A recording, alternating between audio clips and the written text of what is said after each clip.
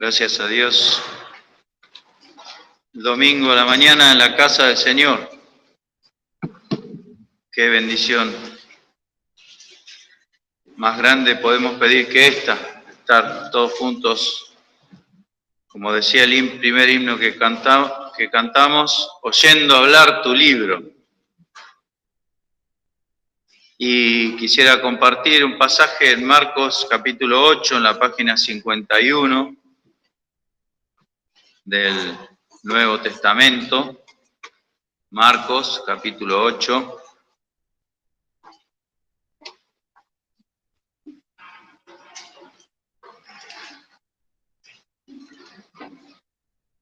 Desde el verso 22 hasta el 26, vamos a leer Marcos 8, 22 al 26. Nos dice la palabra del Señor: y vino a Betsaida, y le traen un ciego y le ruegan que le tocase. Entonces, tomando la mano del ciego, le sacó fuera de la aldea, y escupiendo en sus ojos y poniéndole las manos encima, le preguntó si veía algo. Y él, mirando, dijo: veo los hombres, pues veo que andan como árboles. Luego le puso otra vez las manos sobre sus ojos y le hizo que mirase, y fue restablecido, y vio de lejos y claramente a todos, y envióle a su casa diciendo: no entres en la aldea ni lo digas a nadie en la aldea. Hasta aquí la palabra del Señor en este día. Y podemos decir que este pasaje de Marcos capítulo 8 tiene para nosotros en su lectura sencilla muchas curiosidades, ¿no es cierto? ¿Qué es lo que nos llama la atención de este pasaje? Lo mismo que el final del capítulo 7 de este mismo Evangelio. Una de las cosas que más llama la atención, seguramente a todos le habrá pasado, es que el Señor, ¿qué hizo para sanar? Escupió, ¿no es cierto? Es bastante extraño, ¿no? El domingo pasado hablamos de Marcos 7, 31 al 37, habló Carlos, justamente en donde el Señor utiliza, podríamos decir, el mismo método para sanar. Otra cosa que llama la atención en ambos pasajes, pues se parecen mucho, aunque son diferentes cosas, es que el Señor le dice que no le diga a nadie que lo había sanado. Y bueno, eso no sucediera, porque cuando el Señor hace algo en nuestras vidas es muy difícil callarlo y no demostrarlo. Pero tiene un montón de detalles este pasaje que nos llenan de preguntas, y creo que lo primero que tenemos que ver es el entorno de este pasaje. El Evangelio de Marcos tiene la característica de que Marcos agrupó las historias y los relatos de su Evangelio. De hecho, este pasaje, esta historia del ciego, solamente aparece en el Evangelio de Marcos. Agrupó de tal manera que uno puede entender una línea de pensamiento en la lectura natural del Evangelio. ¿Cuál es esa línea de pensamiento? ¿Qué es lo que está queriendo decir el Espíritu Santo al agruparnos las historias de la manera que lo está agrupando? Podríamos decir el centro de esta historia o de estos relatos está en el capítulo 8 mismo, en el versículo 17 y 18. Esto podríamos decir es el texto llave que nos abre el entendimiento para entender las demás historias que están escritas aquí. Ellos dice que subieron al barco y el Señor, vamos a leer algunos versículos antes para entender. Dice el verso 13, dejándolos volvió a entrar en el barco y se fue de la otra parte. Y se habían olvidado de tomar pan, y no tenían sino un pan consigo en el barco. Y les mandó diciendo, mirad, guardaos de la levadura de los fariseos y de la levadura de Herodes, y altercaban los unos con los otros diciendo, pan no tenemos. Y como Jesús lo entendió, y aquí esta es la llave, como Jesús lo entendió, le dice, ¿qué altercáis? Porque no tenéis pan. ¿No consideráis ni entendéis? ¿Aún tenéis endurecido vuestro corazón? Teniendo ojos, ¿no veis? Y teniendo oídos, ¿no oís y no os acordáis? Y les recuerda los milagros, uno que había sido momentos antes, de la multiplicación de los panes, y en el versículo 21 le dice, ¿cómo aún no entendéis? Y vino a Betsaida, y ahí Marcos nos relata la historia de este ciego, al cual el Señor, otra cosa que llama poderosamente la atención, cura en 2 etapas. Debemos decir, algo muy lógico, y que todos sabemos, que al Señor le sobra poder para curar, ni siquiera necesitaba tocarlo, lo llevaba para que los tocase. El Señor solamente, como dijo el centurión romano, di la palabra y mi siervo será sano. O sea, el Señor no necesita hacer nada para sanar, Él lo hace como quiere y le sobra poder para eso. Pero aquí, sin embargo, tenemos una sanidad en 2 etapas. O sea, le sanó la vista, veía, pero veía más o menos, y luego vio mejor. Otra curiosidad de este pasaje. Pero si nosotros vemos esto que acabamos de leer, que los discípulos teniendo oídos no oían, y teniendo ojos no veían y no entendían, podemos entonces entender todo este contexto como una enseñanza para que eso deje de suceder en los discípulos. Y si uno se pone a analizar la vida personal y la visión que uno tiene con respecto al Señor, como nos enseña esta lectura, nos vamos a dar cuenta lo importante que es que el Señor nos enseñe lo mismo que le enseñó a los discípulos a nosotros, que teniendo oídos por ahí no oímos, como pasaba con este sordo y tartamudo. Dice que no escuchaba y por lo tanto tenía su lengua atada, tenía ligada su lengua. Hablaba, pero hablaba mal, porque no escuchaba bien. Y este ciego, cuando vio, veía, pero veía mal. Es decir que desde el principio nos damos cuenta que la experiencia del creyente es progresiva. Nos dice Proverbios 4:18 que la senda de los justos es como la luz de la aurora, que va en aumento hasta que el día es perfecto. La vida del creyente debe ser, según el plan de Dios, de crecimiento, de ir cada vez, podríamos decir así, viendo mejor, cada vez más cerca del Señor. Entonces, considerando todo este contexto, y vamos a hacer un pantallazo rápido, primeramente el Señor hace milagros, pero ellos no tenían un conocimiento cabal de quién era el Señor. Esa es la razón también por la que el Señor les decía que no dijeran nada, porque lo que dijeran iba a estar, podríamos decir, permeado de su falta de visión, de su falta de entendimiento de quién era el Señor. Entonces el Señor hace los milagros y ellos seguían sin entender. El Señor dice, ¿cómo todavía no entendéis? Entonces el Señor va a hacer este milagro específicamente para que ellos entiendan lo que les está pasando interiormente.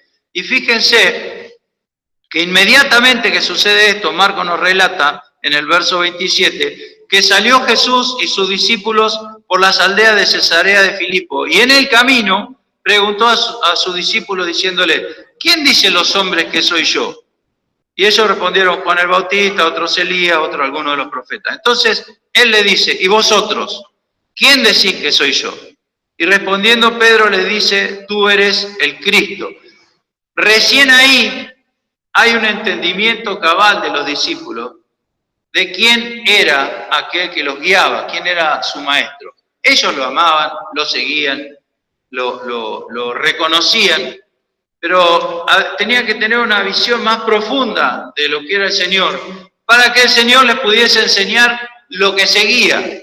¿Y qué era lo que seguía? En el verso 31, ya hemos hablado de esto, lo dice, y comenzó a enseñarles que convenía que el Hijo del Hombre padeciese mucho y ser reprobado de los ancianos y de los príncipes, de los sacerdotes y de los escribas, y ser muerto y resucitar después de 3 días. Y claramente decía esta palabra.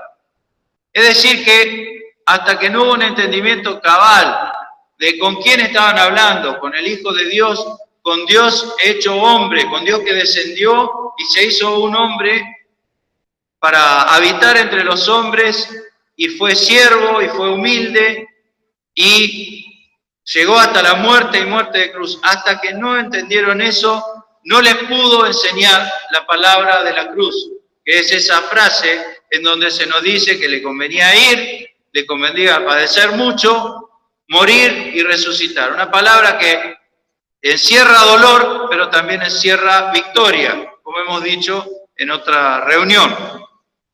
Así que entonces, lo que nos enseña esta historia del ciego que sucedió, pero también se transforma en una parábola para nosotros, para que aprendamos una verdad espiritual, que nos enseña que la vida del creyente, la visión del creyente, por más que haya conocido a Jesús, por más que haya recibido un milagro de parte del Señor, no siempre es clara. Y se requiere un toque especial del Señor para que esa visión sea clara y sea como Dios quiere que sea, para que veamos como Dios ve. Entonces entremos ahora por un momento en este pasaje. Primeramente dice el verso 22 que vino a Betsaida y le traen un ciego y le ruegan que le tocase.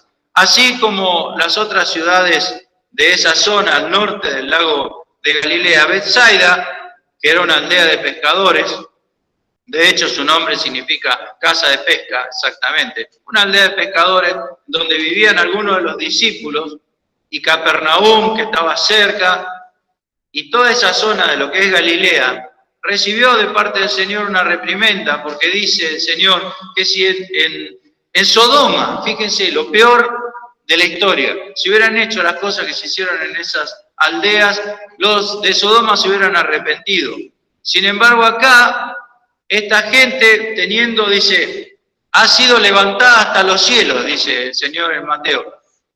Y sin embargo, dice, vas a ser bajada hasta los infiernos, porque estás viendo y no ves. En otras palabras, es eso. Entonces nos dice que viene a Betsaida y le traen un ciego y le ruegan que le tocase. ¿Qué intención tenía? Se nos dice en el verso 18, perdón, en el 12 de este capítulo, dice, y gimiendo en su espíritu dice, ¿por qué pide señal esta generación? De cierto os digo que no se dará señal a esta generación. Eso decía en otra de las ciudades, pero es la aplicación de lo que el Señor estaba haciendo en ese momento. No le va a dar señal. No le da señal porque había una señal que iba a ser la señal por excelencia, que es la resurrección de Cristo. Esa es la señal a la que todo ojo debe mirar. Cristo resucitado, el símbolo de la victoria sobre el pecado, sobre los demonios, sobre los ángeles caídos, sobre el estado calamitoso del hombre. La resurrección es el símbolo de la victoria. Y dice, no se le da señal, no voy a satisfacer su curiosidad, porque le traen entonces este hombre para ver un espectáculo, como sucede lamentablemente en nuestros días, porque si obligara al Señor a hacer, se lo ha transformado en un circo. Y el Señor entonces, ¿qué hace? Lo saca de ese lugar. Le ruegan que le tocase, entonces tomando la mano al ciego le sacó fuera de la aldea y escupiendo en sus ojos y poniéndole las manos encima, le preguntó si veía algo. Fíjense, entremos en los detalles de la relación con el Señor.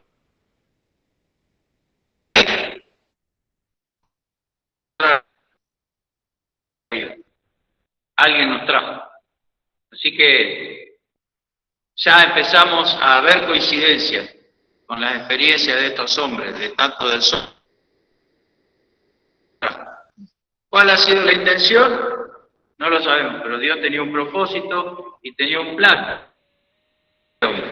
Lo primero que hace el Señor es le toma la mano. Dice, le trajeron que le tocase, y él le agarra la mano. O sea, hay una cercanía de parte del Señor y una guía. ¿Pero para qué era esa guía? Para sacarlo de ahí, para apartarlo de ahí. Eso, pienso yo, finalidades. Primeramente, un encuentro personal con el Señor. Por más que estemos en una multitud, el Señor siempre busca, y eso lo repetimos hasta el cansancio, porque lo dice Dios, busca una relación personal.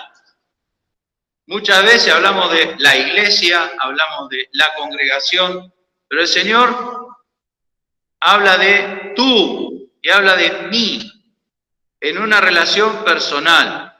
Y esta relación personal,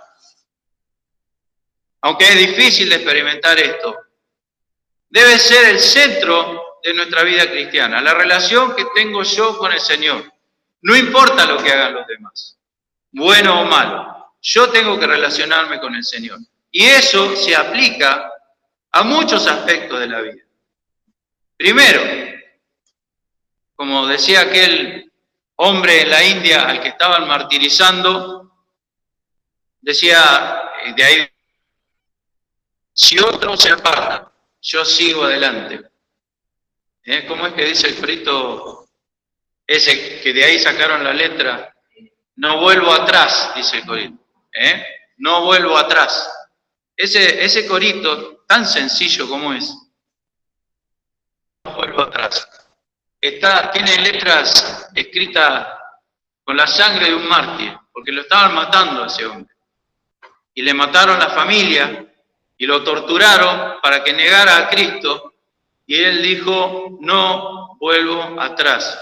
Era él y el Señor, y todo lo demás quedaba relegado a un segundo plano. Así, un verdadero ejemplo, aunque es un corito tan sencillo que cantamos y parece una declaración de fe en el descanso, ese hombre quedó grabada su respuesta y se transformó en canción en medio del martirio y del dolor y del sufrimiento infligido por los hijos del diablo. Y el hombre dijo, el hermano no vuelvo atrás. No conocemos su nombre, pero sabemos que esta historia es cierta. El Señor lo saca a este hombre de la mano y lo lleva aparte de la aldea. Él no va a hacer un espectáculo con este hombre. Él va a tener una relación personal. Busca eso, una relación personal. Entonces mi relación personal con el Señor es independiente de lo exterior. Obviamente siempre. Pero yo, relacionándome con el Señor, tengo que hacer su voluntad y vamos a hacerlo práctico. Si tengo que pedir perdón, pido perdón aunque el otro no se haya arrepentido. Perdón, aunque el otro esté lejos. Pido perdón. Y si me ofendió, pido perdón igual, por la mía. Si el otro no se arrepiente, es un asunto de yo tengo una relación personal con el Señor. Si otros se apartan, yo no tengo por qué apartarme, porque tengo una relación personal con el Señor.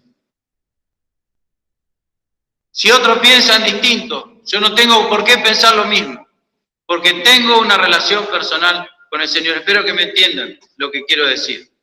Nuestra relación personal con el Señor debe ser lo que marque nuestra vida, el centro de nuestra vida. Hagan lo que hagan los demás. Obviamente, si todos tenemos la misma experiencia de relación personal con el Señor, vamos a estar unidos en la congregación. Vamos a estar en comunión. Pero lo primero que yo tengo que hacer es relacionarme con el Señor. A veces hay actos de fe que tenemos que hacer, que tenemos que negarnos a nosotros mismos. Pero yo tengo que mirar al Señor. Y esa relación personal con el Señor es la que me fortalece para hacer su voluntad. Es lo que está intentando el Señor con este hombre. Lo toma de la mano y lo lleva. Fíjense esos momentos, porque tuvieron que salir del pueblo. Y lo aparta. Y como segunda razón, digo yo, el Señor quería ponerlo a una distancia suficiente para probar su visión. Para probar cómo veía este hombre cuando recibiese la vista que el Señor le iba a dar en ese momento. Entonces también esas dos razones, la relación personal con el Señor y apartarlo del murmullo, de las expectativas de la gente y luego hacerlo mirar a la gente, ver la gente y cómo la veía. Tomando la mano del ciego, le sacó fuera de la aldea y luego dice, escupiendo en sus ojos. Esto es muy polémico lo que hizo el Señor. Nos dice en Números capítulo 12, Dios diciendo lo que significa un escupitajo. Números 12, página 156, Antiguo Testamento. Aquí tenemos una historia de Aarón y María murmurando contra Moisés. Se empezaron a rebelar, utilizando como excusa a la esposa de Moisés. Pero en realidad el problema era otro. Venía de más. Y ellos estaban rechazando la autoridad de Moisés dada por Dios. O sea, no querían reconocer a Dios había establecido. Entonces, ¿qué sucede? Le sale lepra a María y tiene que salir corriendo del lugar donde estaba, que era el lugar santo, es decir, el real, no el lugar santo del tabernáculo, sino el lugar a donde estaba reunido. Número 13, dice, entonces va diciendo, ruégote, oh Dios, que la sanes ahora. Respondió Jehová a Moisés, fíjese esto, pues si su padre hubiera escupido en su cara, ¿no se avergonzaría por 7 días? Y después se reunirá. Es decir que, y a partir de ahí, en toda la Biblia, la escupida de una persona común tiene un contexto de maldición y de impureza. Es lógico, ¿no? Cualquiera de nosotros que nos escupan en la cara, lo entendemos así, no hace falta demasiada explicación. Entonces, inclusive, cuando el Señor habla de su martirio, tanto en Isaías 53 como cuando le decía, una de las cosas que le iban a hacer era arrancarle la barba y escupirán en él, decía el Señor que iban a hacer. Maldición y la impureza, esto es una figura de lo que pasó en la cruz del Calvario, que el Señor llevó todos nuestros pecados, fueron cargados sobre Él. No escondí mi rostro de las injurias, o sea, de las lastimadas, de las escupidas. Así que, para el hombre común, con respecto al Señor, tiene un contexto de impureza y de maldición. Ahora fíjense lo que sucede aquí en estos dos casos, sumado al caso de Juan, capítulo 9, en donde el Señor escupió e hizo lodo con la tierra para curar al ciego. Aquí la escupida, el escupitajo del Señor, sana, libera, cura a este hombre, resuelve su vida. El Señor igual curaba, sanaba por la palabra y por la fe del que recibía la palabra, ¿no? Si no había fe, no había milagro, hasta hoy. Si no creo, no voy a ver nada del Señor. Pero entonces, fíjense, yo lo comparo a esto.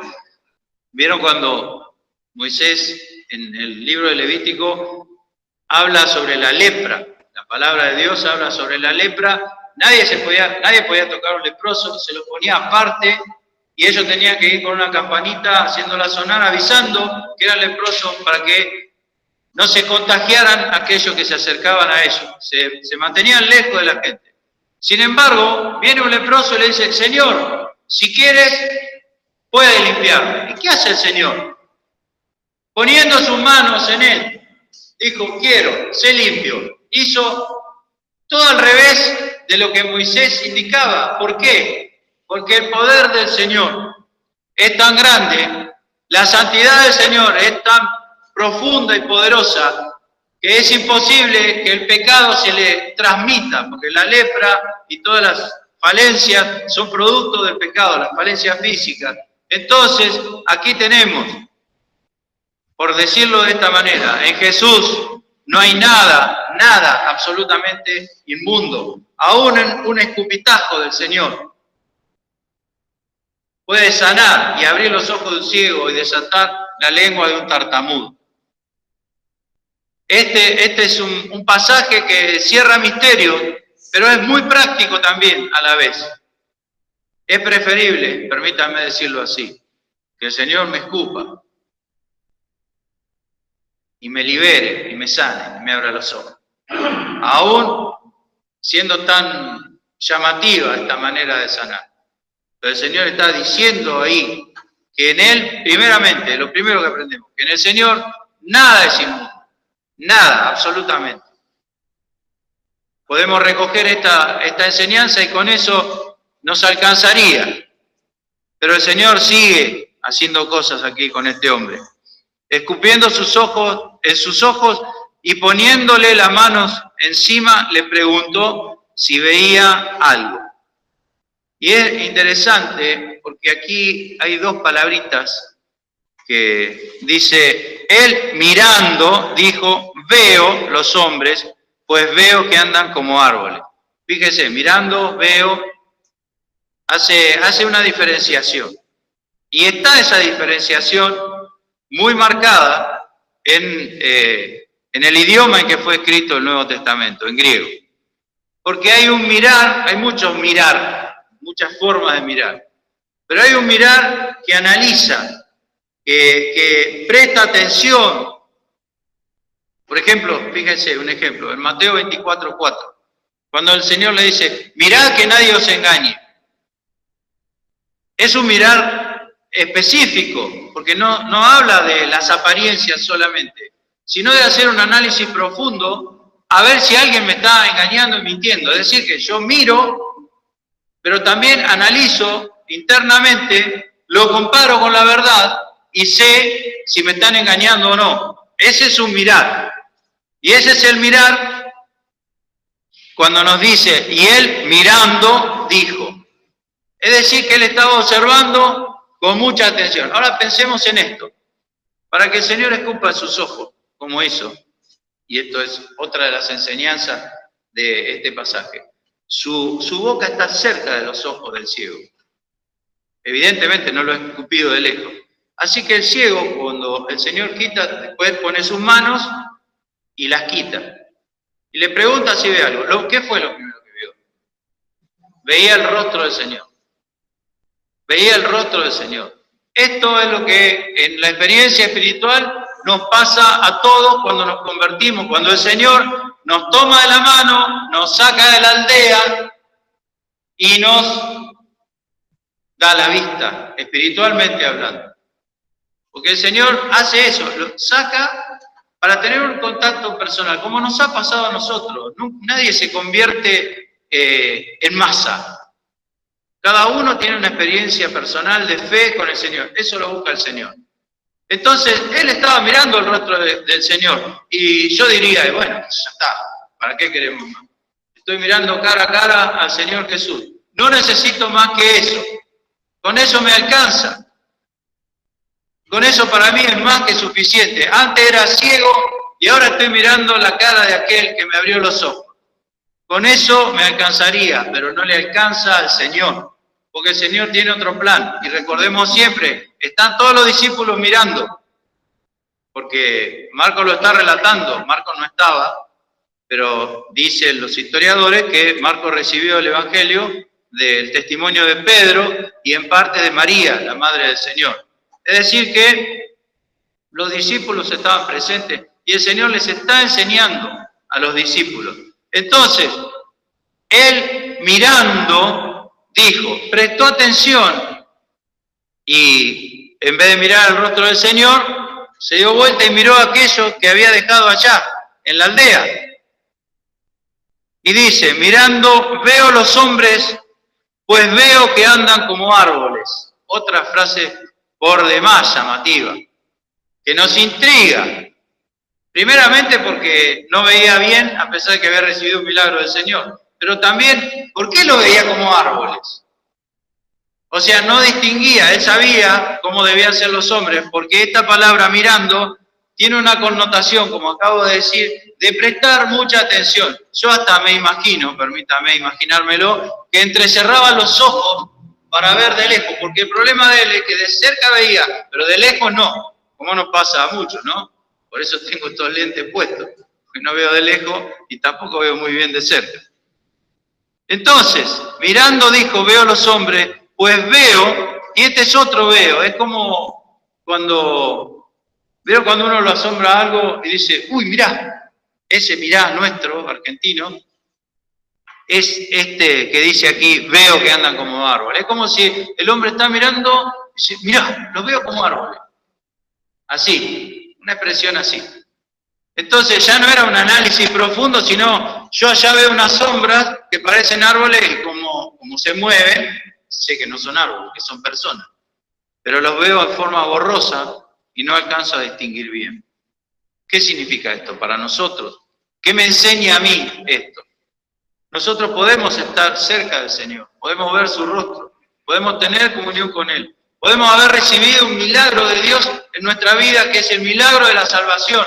Podemos haber sido sacados del entorno y estar en comunión con Dios. Y sin embargo, puede faltarnos la visión que Dios quiere darnos respecto a las personas, a la gente. Veo los hombres que andan como árboles. Para mí son árboles. Y uno cuando va caminando por la plaza o por el parque, disfruta de los árboles. Pero, ¿no es cierto? Son árboles. No les presta atención, a menos que le gusten mucho los árboles y se ponga a analizarlos, ¿no? Pero en general, caminar entre los árboles es una, podríamos decir, nos provoca cierta indiferencia a los árboles. Lo disfrutamos, pero son árboles. Y el Señor le vuelve a poner las manos. Y vio de lejos y claramente a todos. Le cambió la visión respecto a las personas. A veces, muchas veces, hermano, esto me habló profundamente al corazón. Muchísimas veces veo a los hombres como árboles. Los veo pasar. No entiendo, como entiende el Señor, que son almas que están perdidas y que necesitan salvación. Este hombre es sacado a la aldea. Bueno, ahora, ¿qué ves allá? Le dice el Señor. Árboles. No sirve. Le pone las manos encima de vuelta y ahora sí veo de lejos y claramente. Visión de Dios. Porque ver a lo lejos significa para mí, hoy, aquí, ahora, significa ver que el Señor viene. Significa ver una tarea como iglesia, ir por todo el mundo y predicar el Evangelio a toda criatura, que me ha dado una tarea de preocuparme por aquellos que me rodean y que no son árboles. Porque hay quienes interpretan este texto hablando de los árboles, pero la Biblia habla muchísimo de los árboles, de hecho compara la cruz con un árbol, pero no es esa la aplicación, no se trata de que era algo bueno que lo viera como árboles, porque si no el Señor hubiera terminado ahí su milagro, claramente y de lejos, que tenga una visión más lejana, que no vea, que vea, permítame así, que vea más allá de sus narices, ¿no? Como le dijo a Samuel, el hombre ve lo que está delante de sus ojos, pero Jehová mira el corazón. Tenés que ver a los hombres no como árboles, le estaba diciendo el Señor y me lo está diciendo a mí. Y les quiero contar una pequeña historia, no quiero hablar de mí, por supuesto, pero les quiero contar algo que me pasó el jueves y el viernes que estuve internado por esta operación. En la cama de al lado de la habitación había un hombre que tenía destrozadas las piernas. Tiene 3 meses de internación. Entonces, se había roto el televisor. Miren qué casualidad. Se había roto el televisor de la habitación. Una clínica muy linda, muy bien atendida. Televisor roto, así que estábamos los dos en silencio ahí, 2 desconocidos, y nada. 24 horas, 48 horas ahí con uno al lado, algo vamos a hablar. Este hombre yo lo veía cuando lo revisaban, ¿se acuerdan de Luisito Lafuente cuando se quebró las piernas, que tenía todos esos fierros así que le salían? Así tenía este hombre. Y lo operan cada 2 o 3 días, le hacen una operación. Entonces, cuando se fueron los enfermeros y los médicos, le pregunto, ¿qué te pasó? Un hombre joven, ¿no? Casi 40 años. ¿Qué te pasó que tenés las piernas así? maneja un camión semirremolque y en la ruta tuvo un accidente, se chocó con otros 2 autos, hubo una muerte y el hombre quedó con el camión arriba. Tuvieron 3 horas para cortar todo el camión, los bomberos de Chascomús, para sacarlo de adentro. Así que se le destrozaron las piernas y aparte se le infectaron. Así que había pasado unos dolores tremendos. Lo internan en el Hospital San Martín de La Plata y luego lo llevan a la clínica donde justo me internaron a mí y a mí me llamó la atención, se rompió el televisor. O sea, no había nada para distraerse. Y lo veo que en su momento de estar ahí, agarra una Biblia católica, el libro del pueblo de Dios se llama, una traducción católica, y se pone a leer. Así que ya no me podía quedar callado, ¿se imaginan? Y así como Felipe al etíope, ¿entiendes lo que lees? Le digo, ¿estás leyendo? ¿Qué parte estás leyendo? Y no, es la primera vez que la leo, yo nunca leí la Biblia, dice, empecé de Génesis, me la dio mi mamá, dice, empecé de Génesis, ahora voy por Éxodo. Así que bueno, no quise tampoco, pues lo tenía cautivo, no quise cargosearlo, por decir así, y bueno, le expliqué cómo era el esquema de la Biblia, que no es un libro cronológico que uno empieza en Génesis y termina en Apocalipsis y leyó una historia, sino que tiene diferentes partes, ¿no? Inclusive corté papel del baño y le marqué Romanos, el Evangelio, para que lo entienda, ¿no? El viernes que me dieron el alta, ya me había vestido, estaba preparado para irme, y viene el encargado de mantenimiento y pone un televisor nuevo en la habitación. O sea que yo le decía a este hombre, mirá, primero, vos te salvaste de milagro, estás vivo de milagro. Venimos acá y estamos juntos, se rompe el televisor, vos estás leyendo la Biblia, y yo hace 30 años que leo la Biblia, y algo te puedo explicar de la Biblia, de lo que dice. Esto no es una casualidad. Ahora fíjense, volviendo a nuestro tema, los hombres como árboles. ¿Qué ve ahí uno? Ahí un compañero empieza que está siendo tratado. ¿Qué ve el Señor? ¿Qué ve el Señor en este hombre? Que es de Villa Gesell y ha ido a La Plata y ahora está internado en Mar del Plata por 3 meses y manda a uno de sus hijos. Justo me tocó a mí por la operación. Podría haber sido cualquiera de ustedes, pero justo me tocó a mí para que le indique el camino de salvación. Me dio su número telefónico para que le comparta las reuniones.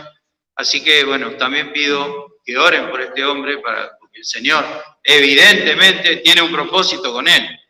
Esto no puede ser una casualidad. Sería lastimoso creer que esto es una casualidad. Sería lamentable pensar que todo este movimiento que hizo el Señor es para nada. No sé cómo va a terminar su vida, su experiencia, pero sí sé que el Señor me mandó ahí para que algo hiciera. Entonces pensaba yo, porque este era el tema de esta semana, lo venía meditando, yo veo árboles a veces, me pongo a hablar con la gente y hablamos de bueyes perdidos, por así decirlo. Y el Señor está dejar de ver a los hombres como árboles y empezar a ver como los veo yo. Eso es un mal que nos aqueja, hermanos. Distraernos con las cosas de este mundo y olvidarnos que tenemos una misión acá que es la más importante de todas, que más allá de mi actividad, más personales, lo que fuera, nosotros tenemos que dejar de ver a los hombres como árboles y empezarlos a ver como almas a las que hay que salvar. De ahí me sacó el Señor y ahora me dice, ¿y ahora qué estás viendo allá? De donde yo... Mirá, parecen árboles, no son árboles. Y el Señor me lleva a una experiencia de vuelta con Él, para que entienda.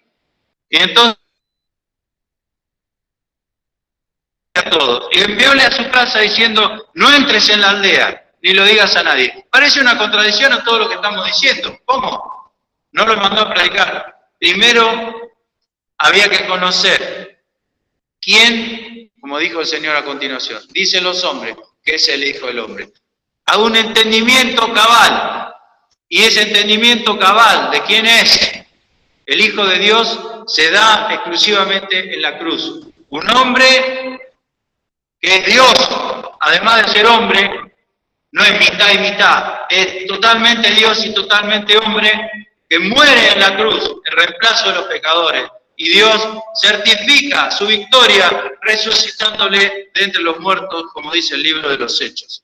Y para finalizar, hermanos, porque hay mucho para decir, pero vamos a llevarnos esta enseñanza, veamos en segunda de Pedro, la segunda carta de Pedro, 64 del Nuevo Testamento, como Pedro, que transmitió a Marcos el Evangelio, Pedro que estaba ahí, Pedro que dijo, tú eres el Cristo, el Hijo del Dios viviente, ese mismo Pedro escribe aquí en su segunda epístola, y vamos a leer el pasaje, segunda Pedro 1, desde el 2 en adelante. Gracia y paz os sea multiplicada en el conocimiento de Dios y de nuestro Señor Jesucristo. La mirada cercana que recibió este hombre. ¿Qué ves? El conocimiento de Dios y de nuestro Señor Jesús. Como todas las cosas que pertenecen a la vida y a la piedad. La piedad significa la vida cristiana, vamos a decir. Nos sean dadas de su divina potencia por el conocimiento de aquel que nos ha llamado por su gloria y virtud. Fíjense lo que dice acá.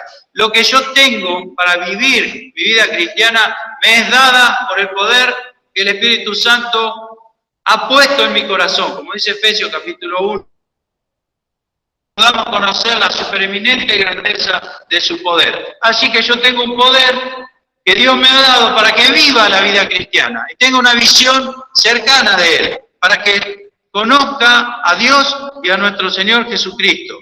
Nos son dadas de su divina potencia, por el conocimiento de virtud, por las cuales, por esas cosas que acabo de mencionar, nos son dadas preciosas y grandísimas promesas, para que por ellas fueseis hechos participantes de la naturaleza divina, hilo de la corrupción que está en el mundo por concupiscencia. Lo sacó de la aldea, ¿sí? Habiendo huido de la corrupción que está en el mundo por concupiscencia. Vosotros también, poniendo toda diligencia o todo cuidado, mostrad en vuestra fe virtud, y en la virtud ciencia, y en la ciencia templanza o dominio propio, y en la templanza paciencia, y en la paciencia temor de Dios, y en el temor de Dios amor fraternal, y en el amor fraternal caridad, que es el amor de Dios. El amor fraternal es fileo, recuerda, y caridad es ágape, un amor mucho más profundo, el amor de Dios. Porque si en vosotros hay estas cosas y abundan, no os dejarán estar ociosos, ni estériles en el conocimiento de nuestro Señor Jesucristo. Pero fíjense esta frase de Pedro. Mas el que no tiene estas cosas es ciego y tiene la vista muy corta. Es decir, que está en el proceso inicial de nuestra historia que hemos leído. Primero era ciego y luego tenía la vista muy corta, de tal manera que veía a los hombres como árboles. El que no tiene estas cosas, el que no es que no las tenga porque no las recibió, porque si soy creyente las recibí, pero las dejo ahí escondidas en un rincón y no muestro fe, no muestro ciencia, no muestro templanza, no muestro ninguna de las virtudes que Dios ha puesto en mí. Si yo no tengo eso, soy como ese ciego de Betsaida. Es ciego y tiene la vista muy corta. ¿Y qué se olvidó? Se olvidó que él fue como uno de esos hombres que parecían árboles. De sus antiguos pecados. ¿Qué hubiera pasado, hermano? Porque esto empezó. ¿Qué hubiera pasado si no me hubieran traído? ¿Dónde estaría? ¿Dónde estaría cualquiera de ustedes? ¿Dónde estaría yo? Estaríamos camino a la perdición, perdidos y encaminándonos a la perdición. Pero alguien nos trajo y dice aquí, si vos no estás mirando y no mostrás estas cosas, y no tenés esa visión que te quiere dar el Señor, te has olvidado que alguien te trajo, te has olvidado de la antigua purificación de tus pecados, te has olvidado que el Señor te fue a buscar y te mandó a alguien que te predicara el Evangelio para que te salvaras. Entonces ahora, se requiere de mí que me acuerde de eso, que deje de tener la vista muy corta y empiece a mirar y deje de mirar a los hombres como árboles para ir a llevarles el testimonio del Señor. Para eso se requiere una comunión con el Señor que debo tener todos los días. A ustedes les pasará que a veces se me presenta la oportunidad de hablarle a alguien, pero yo no estoy del todo preparado, no estoy bien. Y no sé qué decirle. A mí me preocupaba este hombre, aparte me habían puesto me pusieron una máquina que me ponía morfina. Y estaba ahí medio, después estaba mareado. Y uno piensa, ay Señor, de excursión.